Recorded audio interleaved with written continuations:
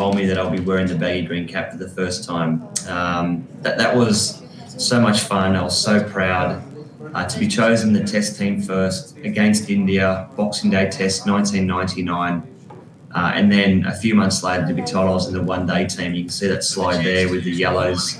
That was a lot of fun. You're thinking about firstly wearing the baggy green cap. Very, very enjoyable. I achieved that dream. I achieved that goal. I'm playing against guys like, you think of VVS Lakshman, you think of Sehwag, Sourav Ganguly rather, you think of the great Sachin Tendulkar. These guys that I looked up to. And I played a lot of cricket against VVS Lakshman in the under-19s tour back in 1994, so we became good mates. But to think I'm bowling against Sachin Tendulkar in a test match in Melbourne, Boxing Day 1999, I mean, it doesn't get much better than that. That was a dream come true. And then it just became that, really enjoy the cricket, the hard work starts, all the dedication that had happened to get to that point. And look, it wasn't all smooth sailing either. When I was 16, I broke my lower back. My family doctor was an Indian doctor, and he scanned my back and realised that I'd broken my lower back. So he gave me his counsel and his advice and said, look, I think that you might try a different sport because you won't be able to run in and bowl fast again because you have a broken back. And I said, thank you, sir. I appreciate your knowledge and your counsel, but I will bowl fast again and I will play for Australia. And when I do, I'll get you a ticket to my first test match, which I did. I got him a ticket. Sure enough, it was against India. So he was very, very happy.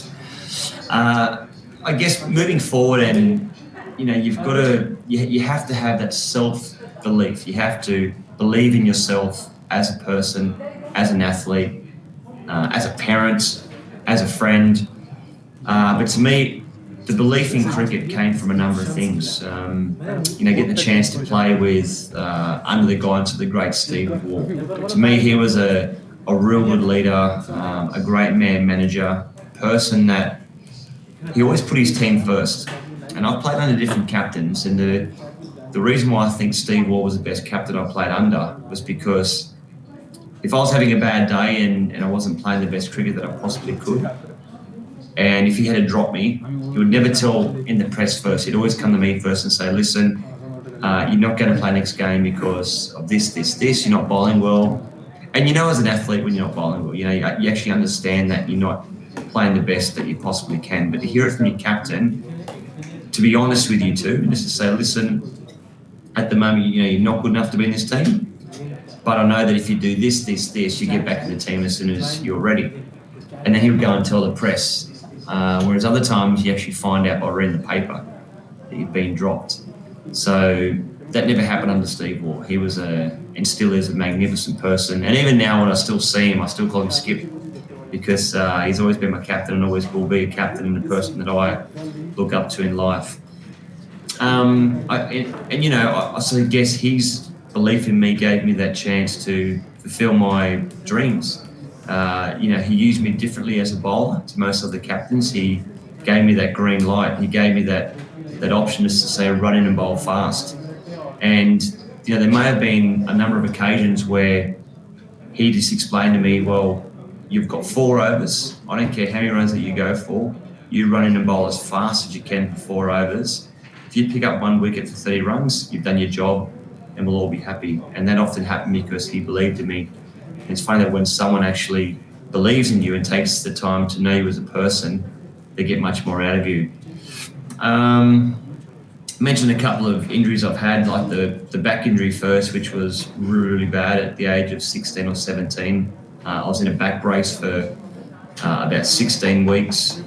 I then started doing athletics at school because I always loved to sprint. I was a 100-metre sprinter. My mum was actually a 100-metre sprinter. She was a very good sprinter. Went to the Australian titles. I love javelin. I love to throw balls, and I still remember javelin. It's very similar to throwing cricket ball. I'm not sure if you can see there, but I've got a nice big scar through my elbow there where I went to throw a cricket ball in Tasmania when I was about 17 and completely snapped my arm in half. That was after the Indian series that I came back from. So the bone was snapped in half. I got misdiagnosed. I got told by the doctor in Tasmania that I've sprained my ligament. I had it in a sling for about 2 weeks, then started to play cricket again. And it was hurting for about 12 months. I kept saying to Mum, during winter it was aching, it was killing. I said to Mum, it's really hurting. So we went and had it scanned again, and they got told that they'd made a mistake and they'd missed the actual complete separation through the bone. So then I broke it again playing for Australia at the age of 23, and that's when I had a nice big pin put through my elbow. You probably can't see, but there's a lump on my elbow there where I've got a nice big titanium pin put to join the bones back together.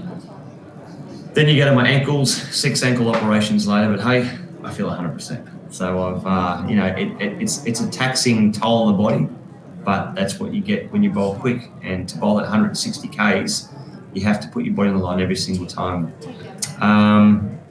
Look, I think my advice to a lot of you boys and girls out there, and young adults, and getting into your 20s and stuff, and I'm sure you've all got dreams and goals and aspirations. And to me, it's very hard when you speak to young kids. You go to schools and you see kids who are 9, 10 years of age. And I think back to when I was 9 and 10 and I had that dream.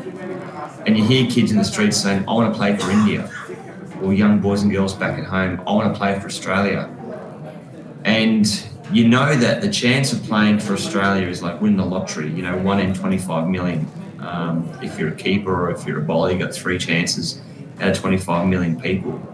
I know in India, you got 1 chance out of 1.3 billion people. So it's way, way more than obviously Australia. But how do you not crush that little kid's dream? How do you say it's probably not going to happen? And the way I get around that is I actually look at things from a positive point of view. I say, I believe it can happen, and you can achieve any dream that you want if you put your mind to it. Now, if we all thought it's not going to happen and we're negative and I've always got bad luck, nothing ever goes my way, I wake up and it rains all the time, it's sad, boring, that type of thing. If you wake up in the morning and get out of bed and you go, actually, today I'm going to make a difference. This is what I'm going to do today. And your goal might be there, but to get to that goal there, you need to have little goals. And you tick off your little goals every single morning. It might be getting up. I know this sounds stupid. It might be getting up and making your bed. You make your bed, you've achieved 1 goal. Great. Then your next goal is to be at work on time or be 5 minutes early. Then you've achieved that goal. Then all of a sudden you start to have these good habits. So bad habits, when you sleep in late, you eat the wrong food before you go to bed, you don't exercise, you're tired inside. All these things contribute to bad thinking and not thinking clearly. And to think clearly, you've got to be clear. Your body has to be clear. So you've got to make sure you get enough sleep. And it goes back to those kids when I'm 9 and 10, and I tell them, if I can do it, you can do it. Like if you want to be the person that plays for your country, do it, because someone has to do it. There has to be 11 spots somewhere, and why not be you?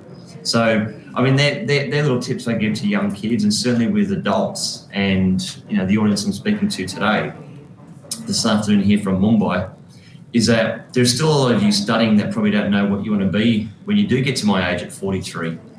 But have little goals in place and prepare well, knowing that you back yourself, so that you put things in place like that picture on the screen now, me holding up my baggy green cap.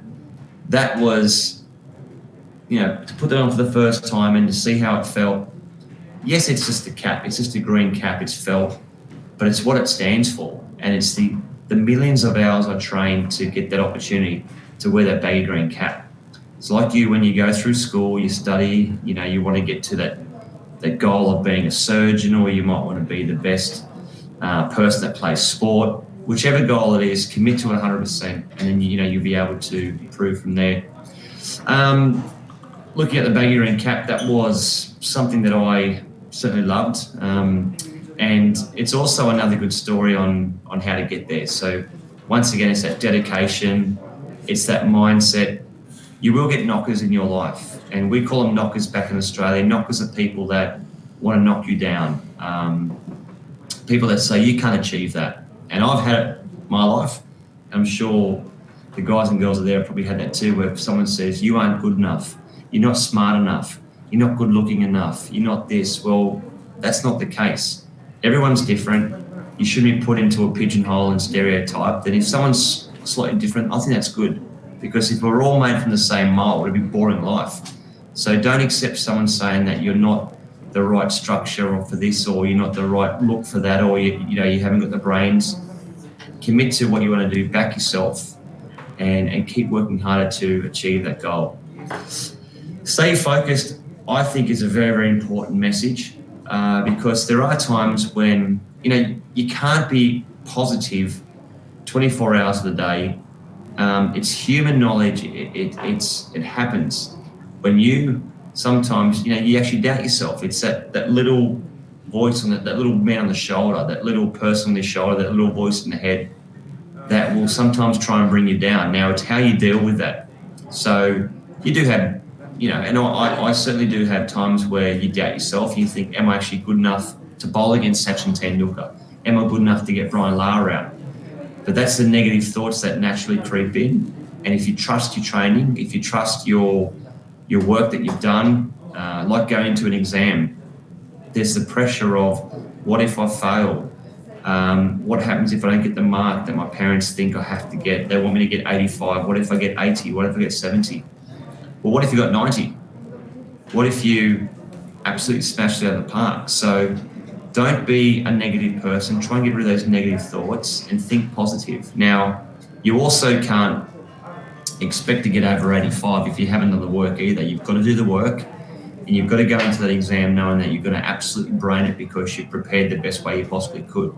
If I walked on the cricket field with no preparation, there's a huge chance that I'll fail because I haven't done the hard work. But if I walk onto the cricket field feeling fresh, feeling fit, feeling healthy, knowing I've done the hard work, the rest is easy. Now, you won't always succeed because that's sport and that's life, but a much better chance that you will because you've done the hard work. So look, that's sort of my way, I guess, I can explain on being positive, looking after yourself, getting plenty of sleep, drinking plenty of water, making sure that you're exercising. If you're ever feeling tired, exercise, because it releases a lot of those natural endorphins, and that's what keeps you going. It makes you sleep better at night too. Don't eat too late. I know the Indian culture, which I love, and I've been coming here for 25 years. Farangis, Gordas have dinner around about 6 o'clock, 5 o'clock back in Sydney. I know you guys have dinner around about midnight. All the team behind me are all laughing their heads off about my Hindi. So just eat at the right times and try and be healthy, try and look after your body, and that will give you a nice clear mind. Now, got some questions, and thank you firstly for sending in these questions. Anurag, Gua, how can I ignore distractions to stay focused on my goal? Thank you for your question. Distractions, I think, I'll put it down to when I'm playing cricket. Now, if I'm running into bowl and I'm under pressure, I can hear every single person in the crowd. I can hear a person yelling out, sledging me. If I'm playing against India, they're saying Sachin's going to hit you for 4 or 6. And I'm actually aware of all of these sounds coming around me, all of these distractions. The best way to do it is just to sort of focus on the job at hand. So if it's me bowling a Sachin Tendulkar, I have to try to sort of just block all that stuff out, go back to my training, go back and think, okay, what are my plans? What did I prepare for? Okay, we've got, yes, the best batsman in the world ever, Sachin Tendulkar, but he's still human. How can I get Sachin out? Now, don't worry about what the crowd are doing. Don't worry about what the non-striker's doing. It's just me versus Sachin. And that's why I used to look at, so I could block out all of that. And it takes a while to get used to. Like when you're doing an exam and, your parents are saying you've got to get this mark. Your teachers are saying you haven't done the work that you should have done. You've got all your friends saying that I hate studying or I hate doing that. Get rid of all those distractions. Focus on what you're doing. Remember, the big goal, take little chips out of the goal. Small little goals that will end being the big goal. So don't just try and go bang and do it in one day. Make small little inroads, and a bit like a loaf of bread. You cut your loaf of bread into many different pieces, and that's your goal, and that's how you get to that next stage. Madhav, How do I remain dedicated after failing, I should say, multiple times? How do I remain dedicated after failing multiple times? Well, when you fail, people are so scared of failing, but failing is fine because you have to push yourself to know to where you can get to. Now, I've failed with cricket a lot of times, but it's how you then come back from failing. So success for me is being able to fail, being able to learn from it, change the way that you structure things, and then go along a lot better next time. So I'll give you an example. So me failing might be, I'm bowling to Brian Lara, and I've gone to bowl the bouncer and it's gone wide and he's cut me for 6. Now I've failed. So how do I then not fail? Well, I go, well, the best option to bowl to Brian Lara is probably not bowl short and wide. I dragged it down. I didn't commit to the ball. I was a bit hesitant. What if I get hit for 6? If I want to do that again and bowl a bouncer straight, I've got to commit to it. Now, I would rather go down for a 6, knowing that I've bowled the best possible ball that I can, rather than half bowl it, drag it down and hit for 6. So failing is fine, as long as you learn from the mistake that you made, never do it again. So that's probably the question. Edgar has a question. What keeps you motivated to be the best version of yourself? Well, I think what keeps me motivated is my family. You know, I sort of have pretty high standards in life, and I want to make sure that I'm the best person that I can be. I want to make sure I'm the best husband. I want to make sure I'm the best dad. So all these things are versions of what you create and what you believe in as a person. You know, we're going to get one crack at this life, so may as well have a decent go at it and try and be the best version of you as a person. So it's learning from the mistakes you made, you know, making sure you're kind to people, making sure that you know where you want to be in 10 years' time. So there are different types of people, different kinds of people. There are the people that know where they want to go and how to get there, and there are people that are just floating. It's almost like they've hopped on a boat and they're floating down the river. We'll see where the river takes me. I'll just float until the current stops, then I'll get off, and look, that's fine too, but you need structure in life. So you can float down the river, but know where the river ends and know what happens when you want to get out of your boat. It's probably the best way to explain it. Jenikarim, I hope I pronounced your name correct. Being handicapped, how do I gather the will to fight the rest of the world?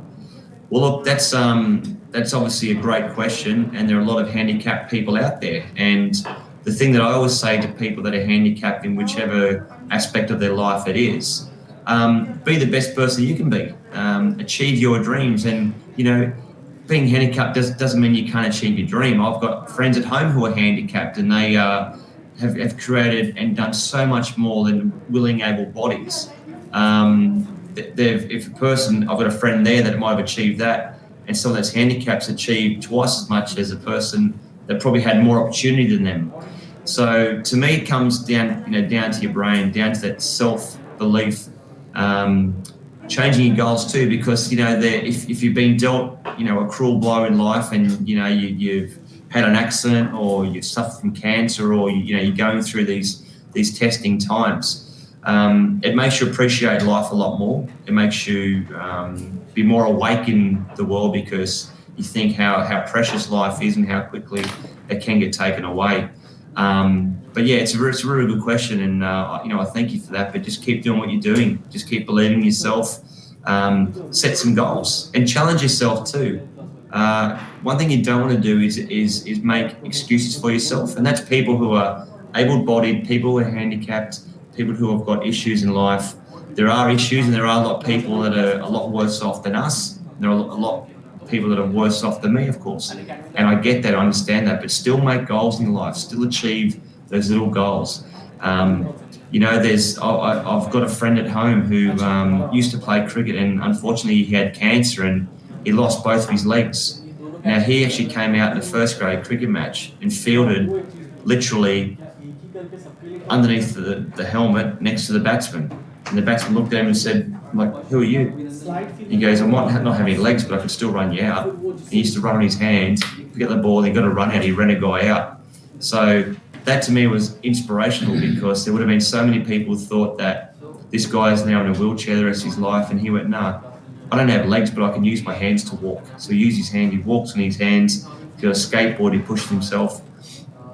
And to me, that's a beautiful story, because he had that will to keep fighting in life, and has achieved he's a public speaker, has achieved so much more than a lot of people that have got two normal legs, and unfortunately they waste it. They just sit on their backside watching TV and eating fast food and don't appreciate their life. So I wish you very well.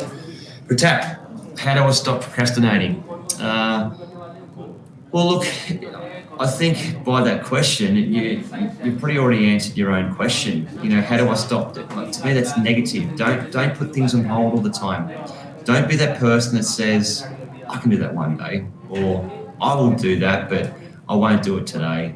There's a 5K run, yeah, but I'll do it tomorrow. I'll just put it off, keep pushing things back, keep putting it off. No. Commit to it. Write yourself a list of what you want to do tomorrow before you go to bed tonight. Okay, what are my goals tomorrow? As I said, it might be making your bed. That's one goal that you did not achieve today. If you didn't achieve that goal today, you are one step better off than what you were. I have a saying, you'll never be as bad as what you were today. So tomorrow when you wake up, you will do things a bit differently. You will wake up with a clearer mind, you've had a good sleep, you wake up out of bed, you don't go, oh, I've got to go to work today. Well, yes, that's the honest truth, or I've got to go to school today, or I've got to go and do an appearance today, I have to go and do this.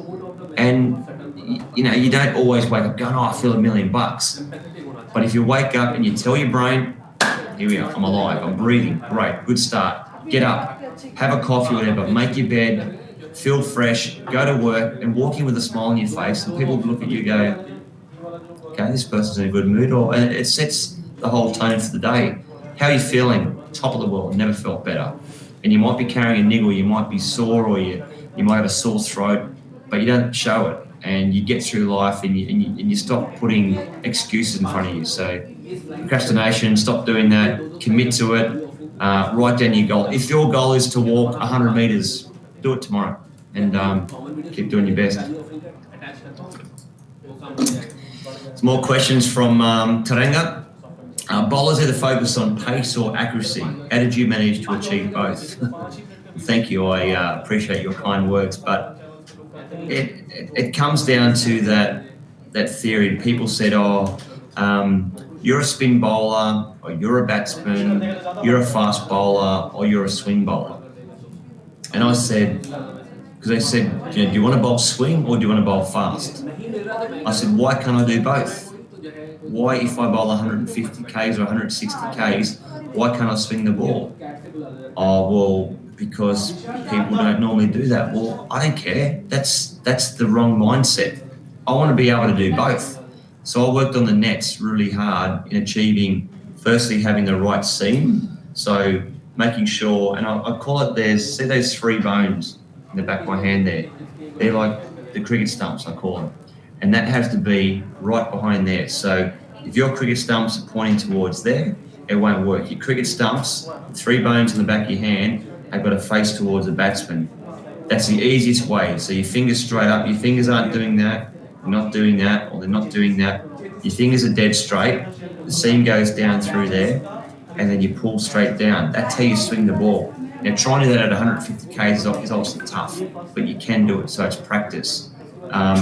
Like someone says, you can't get a degree in that. Well, why? Why not?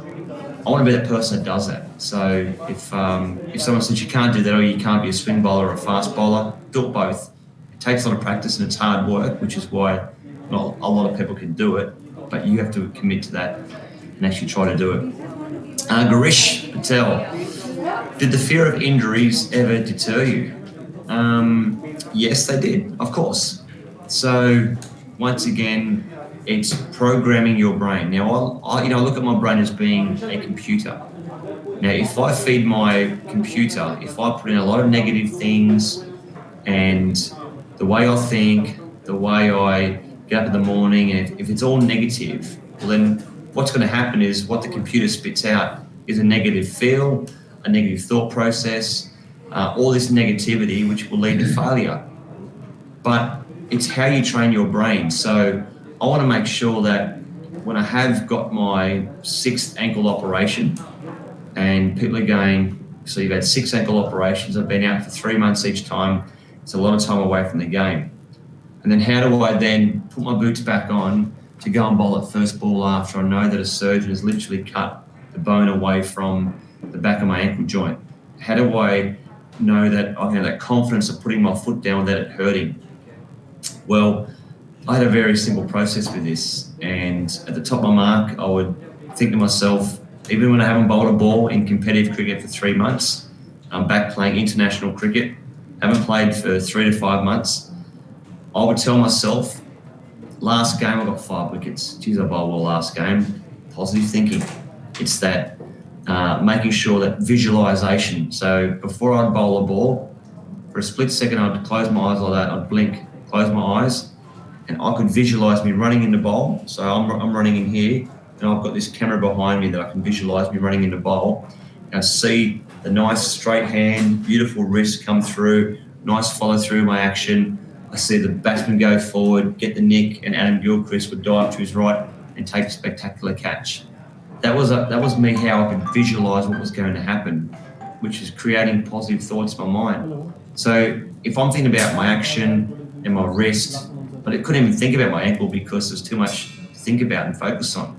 So that's how I got through dealing with the injuries and how they didn't sort of keep me down. Bhavya, how did I stay dedicated despite the pressure of family and peers? Well, look, when you spend so much time away from home, it's hard because, you know, I chat to my friends and they might be going to parties back when I was in my teens. They might have the chance to go on holidays and you know, just do nothing for a week and all that. And I'm, you know, training or back in the gym and I'm playing cricket or I'm trying to go through rehabilitation again. So, you know, there are pressures, I guess, from your peers. To me, there was never pressure from my family. My family always supported me 100%. You know, obviously over here playing cricket, my older brother Shane is also playing for the Australian cricket team, and he's been a guy I've always looked up to. You know, Shane's been a great mentor to me. He's been a great older brother, a great person that I can speak to at any time for some different information. So he's been a guy that I think has actually helped me. So I think my family has been a huge supporter for me. And there's times when your peers can distract you from what they're going to do, but you just got to stay focused on your job and focus on what you're going to do. And that to me is how I can actually overcome that. Ravi, what were some of the sacrifices you had to make to achieve your goal? Well, I had to make a lot of sacrifices. I guess that goes back to that question before, was, you know, when my friends were all going out to parties on Friday night, I was at home at 8 o'clock at night or 9 o'clock at night, tucked up in bed, because the next morning on Saturday I had to put my whites on and go and play cricket. Now, there were times where I thought, why am I doing this? It's a long summer. I'm 18, 19 years of age. I'm not getting wickets. See, negative thoughts. Not getting wickets. My friends are all going out partying and having a great time and catching up with friends and being real social. And here I am standing on the field in the hot sun in Australia, 43 degrees. I'm not getting wickets. But then you got to realise, well, why am I doing it? Am I doing cricket because that, you know, do I want to be rich? I never played cricket to try to play for money. Am I doing it because I love it? Yes. Am I doing it because I want to achieve a goal and have an end goal? Yes. So these 2 things out of 3 was because I loved it and because I wanted to one day play for that, you know, Australian cricket team, have the baggy green cap. So that got me thinking about, right, keep things simple again. Get to bed early. Yes, it's going to be hot tomorrow. The forecast isn't great. The pitch is flat. How do I overcome that? Right, go at the basics. If I focus on doing this, if I hit a good length for a certain amount of time, that's going to put me in good stead. And then all of a sudden, then you start to get that confidence back. You enjoy your cricket. In your life too, there's plenty of times to have a party. Trust me, we can have a party at the right time. If you do the hard work, that cold beer definitely tastes a lot better after you've done the hard work. So you trust me with that. Ragini has got a question. How can I realise my true calling? How did you know that cricket was yours? That was my dream. I think I was put on the earth to play sport. I was destined to play cricket from the age of 9. So that was my true calling. Now, you hear people talk about the grass is always greener on the other side. And I've got a lot of friends who are musicians, play music, that their dream was to play cricket for Australia. They've achieved greatness in there. I mean, I've got friends that are in Excess, the great Australian band. You hear people that Mick Jagger that wanted to play cricket for England. That is in one of the biggest rock bands ever, the Rolling Stones. So sometimes people think the grass is always greener on the other side, but I just knew cricket was where I was destined to become. One, I was better at it than most other things. 2, I enjoyed it, and I enjoyed being in that team environment. So I guess also my advice to you guys and girls that are there today is find something that you want to do for the rest of your life. Whether it's social work, whether it's helping people that are suffering from illness. I do a lot of work with Cochlear, which are hearing implants, so to help kids get their hearing back. That to me is a lot of fun, and you're sort of there for a good cause. Help people out in life. If your goal is to be the best IT specialist, if your goal is to be the top of your school, the dux of your class, do it, because commit to yourself, commit to what you want to do. It doesn't matter, and that's the thing too. Success isn't playing for your country. That's not success. If your dream is to play 5th grade cricket, and you got Australia, you got all these different levels down, and 5th grade cricket might be here. If that's your dream to be the best 5th grade cricketer and you achieve that goal, well then you've achieved greatness. You've achieved your dream, and you've achieved what your talent can get you to.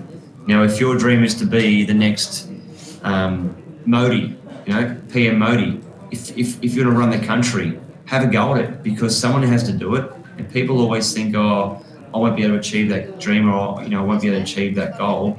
But you've got to put your mind to it. So don't also be focused on money. Don't be focused on success with fame. To me, that wasn't never in the picture. I did cricket because I loved it, and I would have played for free. Never tell them that now, of course, but I would have played for free. But that was because I was so passionate about it. Ashish has got a question. Ashish Pandey. Who's that one person who inspires you the most? Well, I get inspired by a lot of people. Probably my family. Mum and Dad have inspired me to be a better person. The advice that Mum and Dad always told me growing up was to respect people, to appreciate all different cultures. Everyone's the same. That's the thing. So my parents have always said, doesn't matter what eye colour, hair colour, skin colour, where you come from, we're all the same. We're all on the same earth together. Look after your brothers and your sisters, and have fun in life. Doesn't mean you can't obviously challenge someone on the cricket field and really have a go at life and really try your best, but you have to appreciate it, and you have to appreciate people. So that's what I guess inspires me, is the way my parents have brought me up.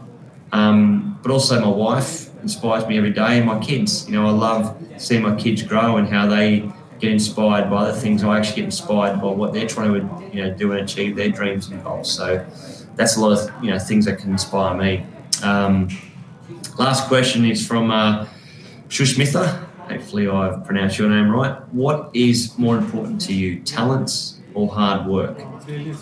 Well, I believe that when I first started playing cricket, I had about 80% talent and 20% hard work. Then when I played for Australia, I believe that it came down to 80% was hard work and 20% talent.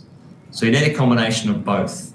You need a combination to be talented in your chosen field, which could be anything, but the hard work is what will achieve your dream and goal. So no one, I don't think, ever has played professional sport out of pure luck. No one has ever been the CEO of a business out of pure luck. No one's ever got ducks out of the school without studying. It comes down to hard work and dedication. But you want to make that hard work fun. Now, I look at hard work and go, right, today I have to, bowl 60 balls in the cricket nets. Yeah, it'll be hard work. But when I finish doing it, it's going to be a lot of fun. I train in the morning back in Sydney, 5:15 every single morning. By 6 o'clock, I finish my training session. It's hard work. I hate getting out of bed early, but I get up and I do it. And by 6:01, when the class is finished, I feel so good, feel invigorated. I'm up before everyone else. I feel like I've got a bit of a head start on the rest of the world. So that's how I keep inspired. And talent and hard work, to me, go hand in hand. You can't have talent without hard work, and you can't have hard work without talent. So, look, it's been lovely chatting with all you guys, and I hope you've had fun and you can take a few things away from Class Lee today. Keep working hard, keep inspiring people, and most importantly, just be nice to each other. So, that's the message for me. Have fun with whatever you want to achieve in your life and whatever you want to achieve in your dreams. And, just keep smiling. I know that I love the chance to get back over to India, and hopefully I'll get the chance to meet some of you in person. But thank you so much, and hopefully we get the chance to do this again because it's been a lot of fun. I've certainly enjoyed it, and they've asked me now if I can try and sign the screen. Now, I'm not sure it's going to work, but we'll give it a go. And hopefully we'll be able to get something.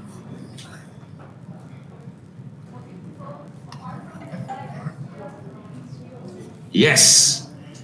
Unacademy, thank you so much. Thanks to all the boys and girls and all the young men and women, all the Sundalerikis for your questions. I appreciate the guys. Good on you guys. Look after yourself, look after the women, look after the girls, be kind, and we'll catch up again soon. See you soon.